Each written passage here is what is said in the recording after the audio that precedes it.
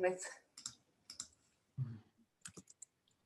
So I hope everyone enjoyed the discussion in the breakout rooms, got to know others attending NEARI, and got to really delve into some of the questions. So we'll go through each of the groups and gather some feedback and thoughts on the questions that were posed.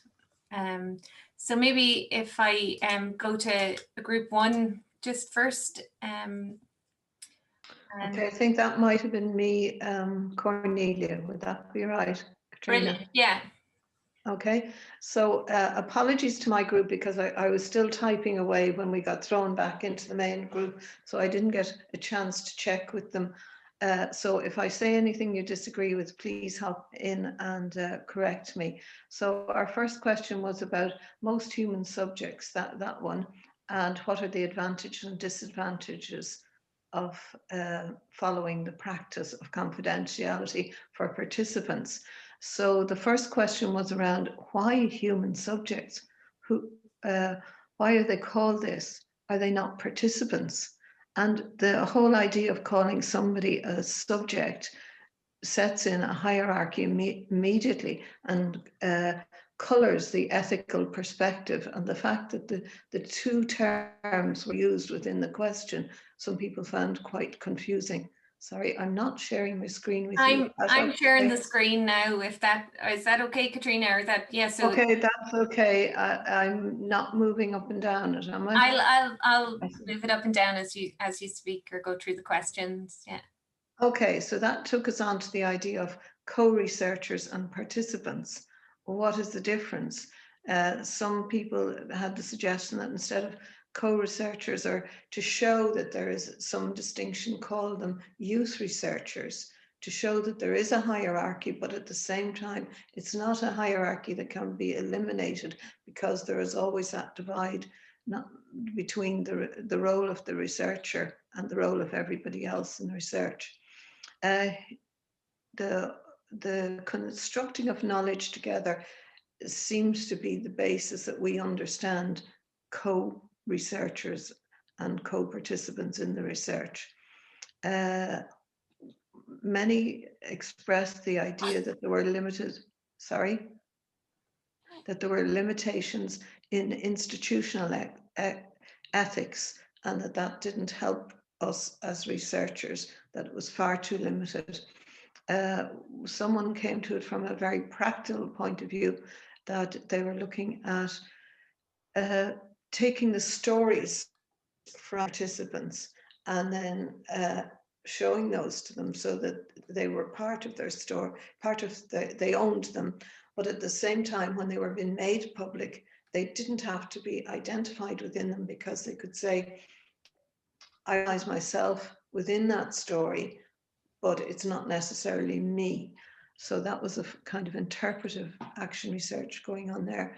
And the final question in that section was about the word democratic, that very often the ethics are very far from democratic, and yes, that is a value which some of us would be aspiring to in the research processes.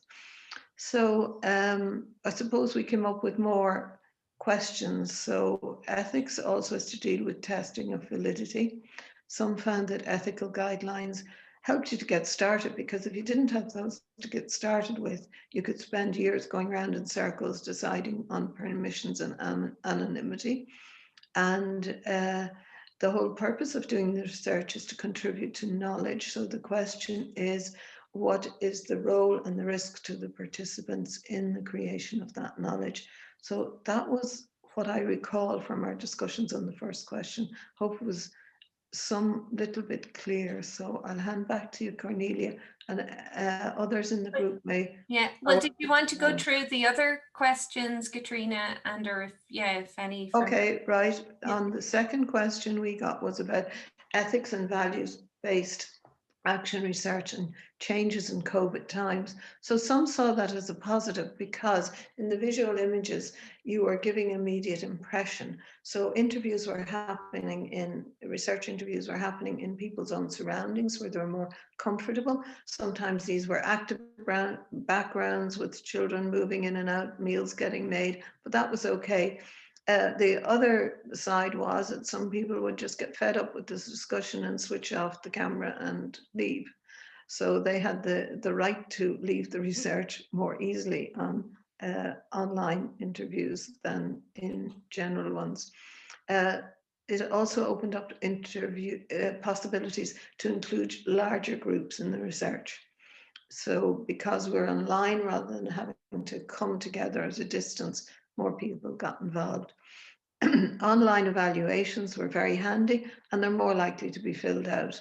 The main difficulties were digital coverage, power outages, and one researcher from South Africa highlighted that the digital difficulties were huge and they hindered the research. However, as a new researcher, she was able to communicate with other researchers in designing and working through the project, and that collaborative online Zoom type chats were invaluable to her as a researcher starting out. The final question then was about who should decide on the publications of names or not. And one lovely suggestion there was about the idea of having the students, the participants, pick their own names. And in a group of 15 to 18-year-olds, it was found that not only did they take kind of heroic names or any name of their choice for the research purposes, but they also wanted to give themselves titles like doctor to add on to their anonymity. So another point, final point almost, was that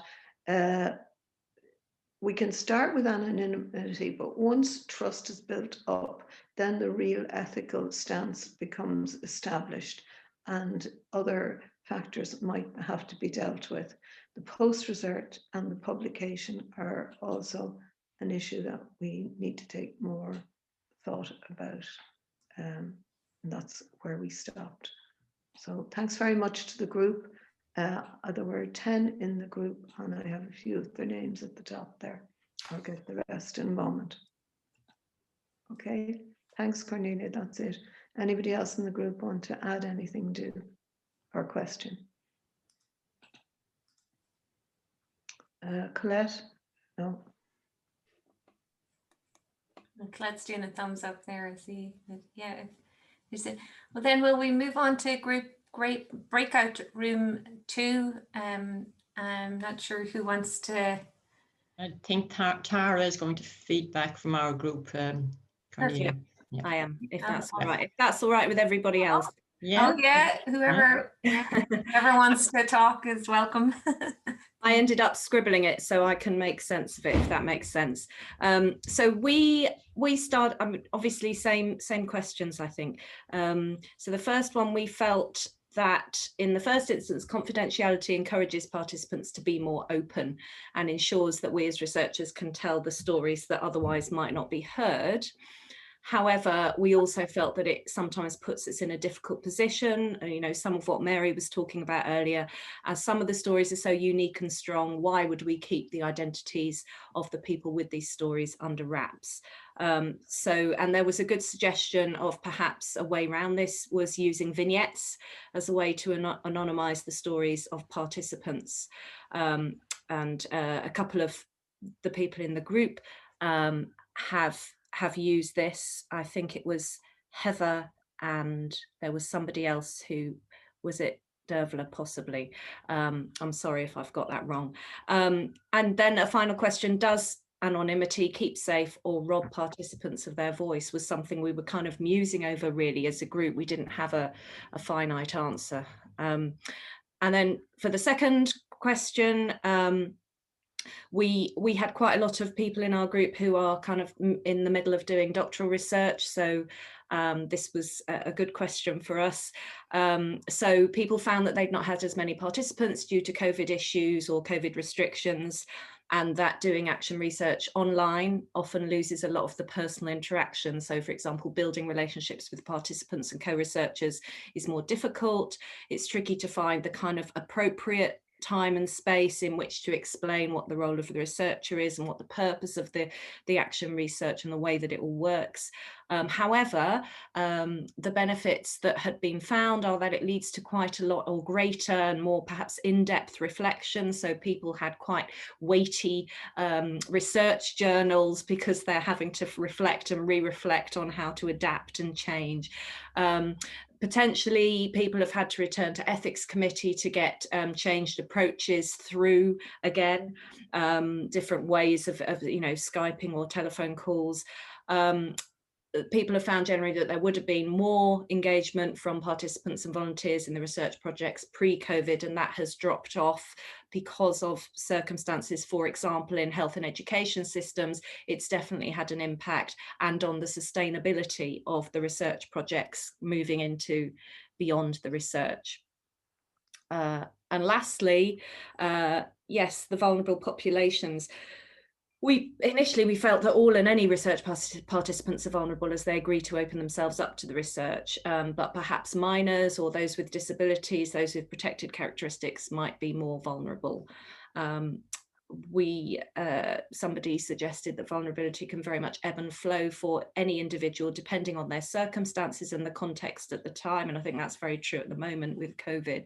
But the duty of research care is to ensure we're researching with them and not on them, and making sure that's clear and making sure we're sharing their authentic voice. Quite tricky to balance your research role with the duty of care role, sometimes asking our supervisors or other professionals or colleagues to help us reflect on how effectively we're delivering that duty can be helpful. And a few of us shared experience of researching our peers, and this also involves them opening up to scrutiny and can be very exposing and very uncomfortable. Colleagues might agree at the outset, but then not feel comfortable during the process. And so we need to be constantly mindful of how participants are feeling and ensure that we have some sort of checking mechanism throughout. That was everything I wrote, but my very fabulous group members might want to add something.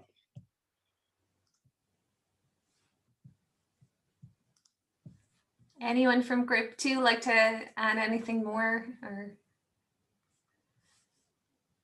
there's no right or wrong answers here. Everyone's opinion is valid. So if anyone wants to add to, please feel free to contribute. In the spirit of this, I do not want to have misrepresented anybody's voice. No, that was perfect. I think, Tara, you gathered all the opinions there, I think, very well. Yeah, unless anybody else wants to add anything, but I think she has covered everything. Okay,